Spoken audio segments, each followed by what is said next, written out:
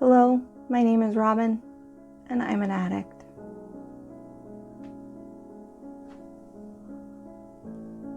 Help!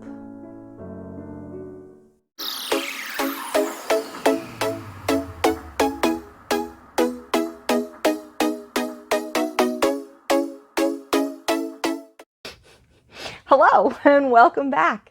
This week I want to talk about pattern storage and organization. I have a lot of patterns, and I don't say that out of bragging. I say it out of, please send help. I have upwards of 1,500 sewing patterns, and I needed to come up with a better solution than what I had.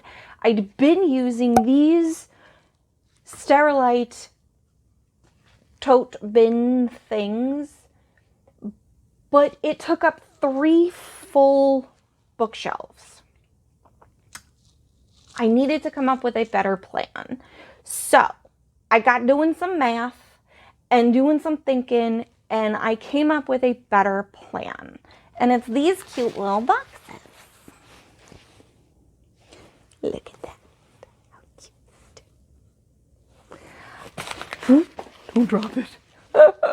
Each of these boxes hold roughly 40, 45. I can even, some of the thinner patterns get 50 patterns in here. And I'm telling you, I have gotten my entire pattern collection onto that bookshelf behind me because I did the math so that they are perfectly snug on there without being clunky. And because I got rid of one of my shelves, I had extra, one of my, the shelvy unit things. I harvested the shelves from it to double up on that one. So we got 12 rows of 3. And it made a huge, huge difference. What I love about these tote bins is they take up less than a yard of fabric, less than a yard of lining. You can really use whatever you want as the interfacing or batting. I use scrap batting. I plain and simple, I'm going to be honest. I haven't gone out and bought batting specifically for this project. I just use scrap.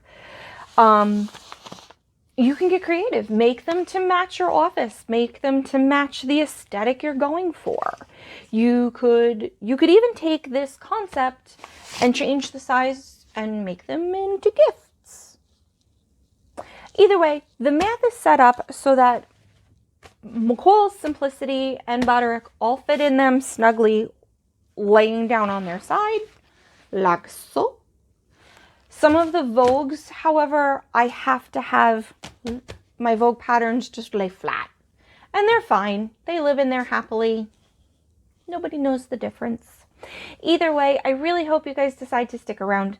And I will,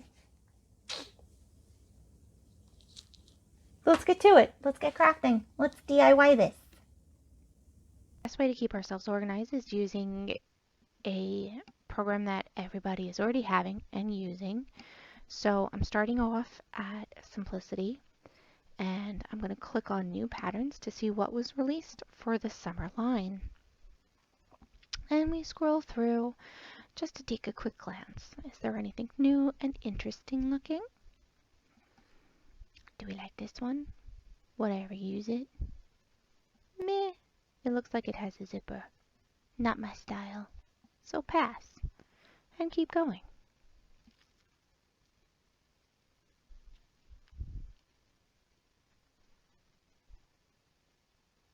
Now I'm coming back up to this pink one because it sparks my interest as something that it looks like I would like. It reminds me a lot of the Lyrica Matoshi dress that's been floating around the internet for the past 7 months.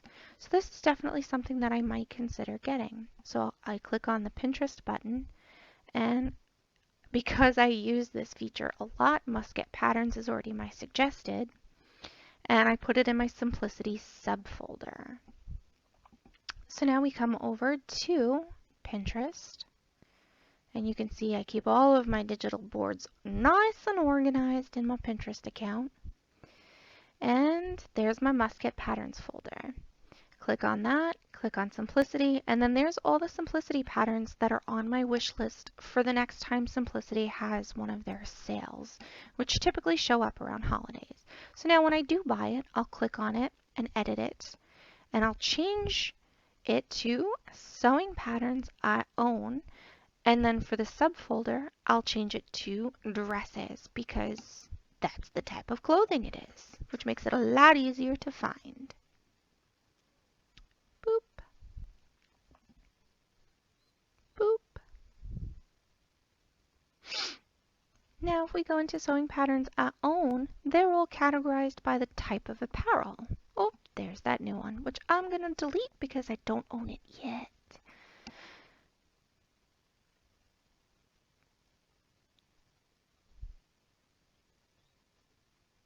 But that's a quick walkthrough of how I organize my patterns online.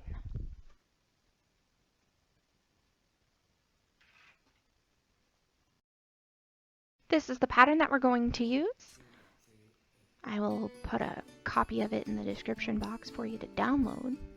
The first thing that we're going to do is square up our fabric, and then we're going to cut it at 24 inches because it is wide enough to get the 22 out of the width.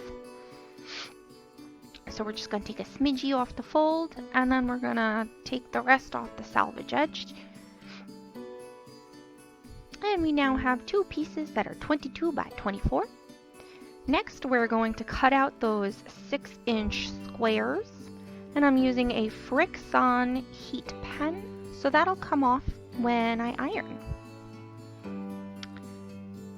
Next, we're taking a piece of scrap batting and laying the fabric out on that, and I'm figuring out what I want to use as my quilting. For this one, I am making straight lines every 2.5 inches because that will give me an even number across. But you can do absolutely anything you want here. You could get completely creative. You could do some of those fancy embroidery stitches that machines come with. And then we're going to also take our batting. No, that's not batting. That's interfacing. And we're going to iron it shiny side down to our lining fabric. Yeah. Iron away. Isn't that fun? You don't really have to sew this because it is the heat and bond style, but I have found you could if you want to. It doesn't hurt. So this is what we're using for the label. It is chalkboard fabric, totally cool stuff. I get it at Walmart, and I'm cutting this down into 3-inch strip, and then I'm cutting the 3-inch strip into 2-inch sections. I typically will do a whole strip of them and then leave them in my little bucket, so that way whenever I have scrap fabric to make a new box, I have these little labels ready to go.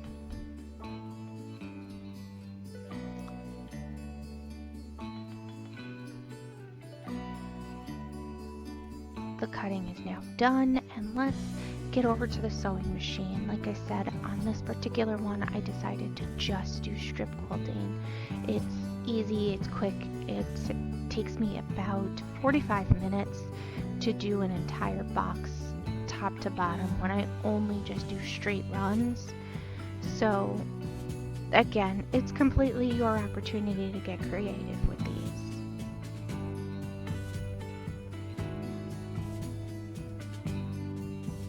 One of the things I love doing is using a plain fabric and then doing the quilting in a pretty color. So here you see I just did a little checkerbox pattern, and I'm erasing my quilting guide that I used my Friction pen. I'm just using my iron to erase those.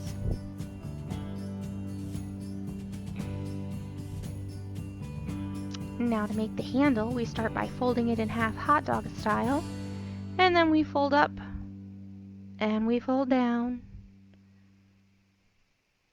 and we fold in half. Oh yeah, I forgot, we got to take those ends down. So we're going to make the handle 7.5 inches long.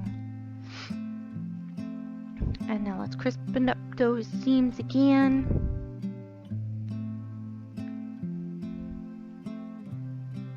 Okay, we're now going to line the handle up on what will be the front of the box. Oh, backtrack. Why am I skipping around so much? Yeah, we gotta sew that handle to itself. So we're just going all the way around all four sides of that. It'll look pretty when it's done.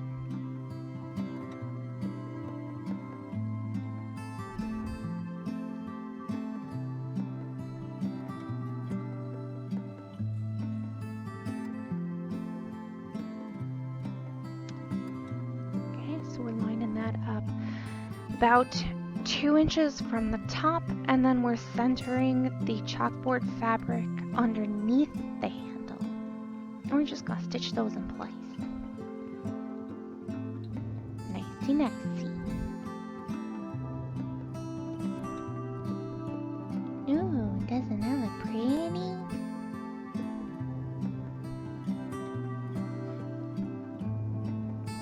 Now it's time to close those corners.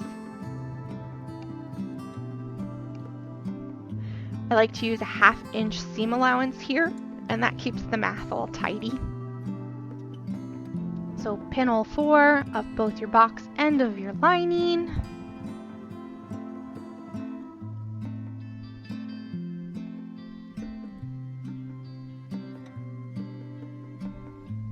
And then sew all 8 corners. Don't forget to backstitch.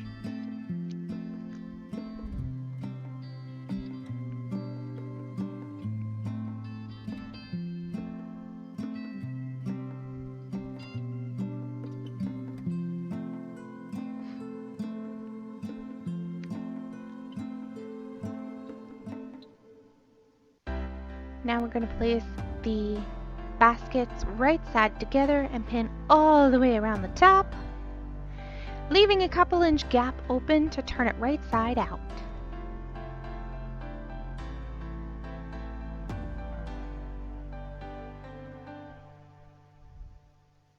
Don't forget to backstitch.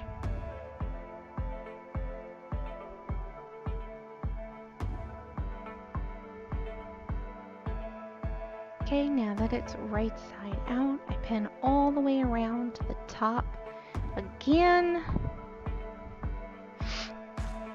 And then we're going to sandwich those raw edges that we used to flip it right side out. We're going to sandwich those shut and then just top stitch right over them.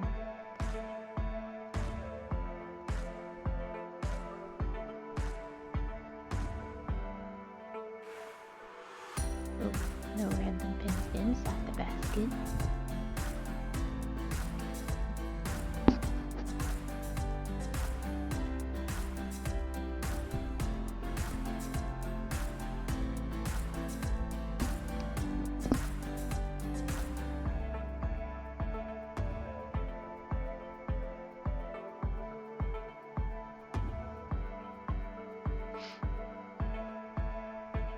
Okay, now that it's all pinned, we'll take it back to the machine and sew.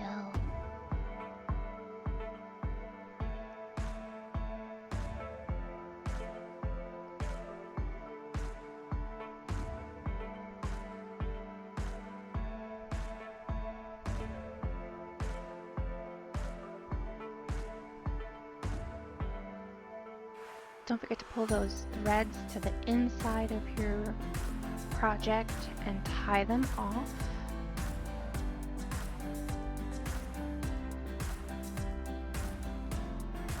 And then we're going to tie off this side of the knot.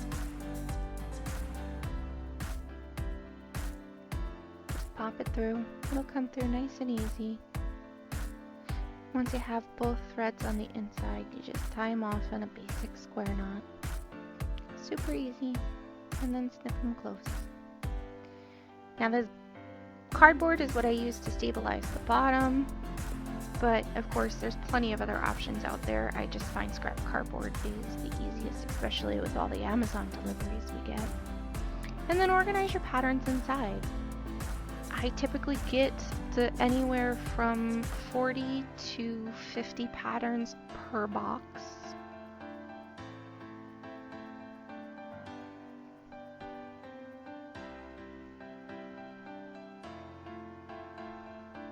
and I like to store them by brand and then numerically, so that way they're the same way they would be if they were like at the store. And then I write on the outside of the box on the chalk label with my favorite chalk pencil that I get from Dollar Tree. Aren't they all pretty all lined up? I really hope you enjoyed this week's video. I am super excited to continue bringing you guys content. This particular project, I know it wasn't a costume or a clothes sewing, but I feel like for all of us sewists out there that have an addiction to sewing patterns, we need a place to put them. So this is an important subject matter. So stick around for more fun content, and I'll see you guys next week. In the meantime, don't forget to like, comment, and subscribe.